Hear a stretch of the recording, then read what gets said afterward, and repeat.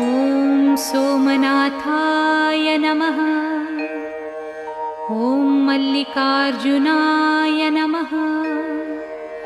ॐ महाकालेश्वराय नमः। ॐ ओंकारेश्वराय नमः। ॐ वैद्यनाथाय नमः। ॐ भीमशंकराय नमः।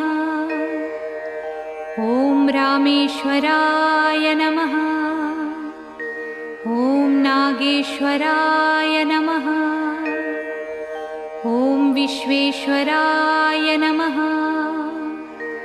ॐ त्र्यंबकेश्वराय नमः।